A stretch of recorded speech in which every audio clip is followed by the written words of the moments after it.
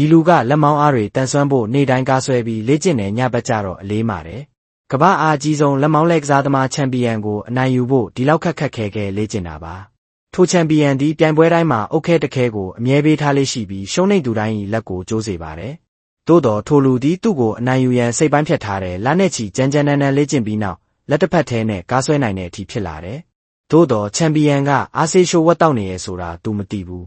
ပြိုင်ပွဲရောက်တော့အခြားပြိုင်ဘက်တွေကိုအရင်နိုင်ယူရတဲ့ပထမပွဲကိုလွယ်နဲ့အနိုင်ရပေမဲ့သူ့လက်ဆနာကျင်လာပြီနောက်ပြိုင်ဘက်ကပိုအားကြီးတာကြောင့်အချိန်ကြာအားပြိုင်လိုက်ရတယ်နောက်ဆုံးထိုလူကသူဤကားဆွဲလေ့ကျင့်မှုကိုအသုံးပြုပြီးအနိုင်ရသွားတဲ့ပွဲပြီးတော့သူကလက်နာနေလို့ဆေးလူးနေရဲ့မန်နေဂျာကအန်ရများလို့ရက်ဖို့တတိပေးပေမဲ့သူကမရက်ပါဘူးအခုတော့ကမ္ဘာချန်ပီယံနဲ့နောက်ဆုံးပွဲစဉ်ရောက်လာပါပြီပွဲစပြိုင်တာနဲ့ချန်ပီယံကတိတိတသာဥဆောင်မှုရယူထားတယ်သူဟာရှိသမျှအားကိုစိုက်ထုတ်ပေမဲ့ရှုံးနေတော့မယ်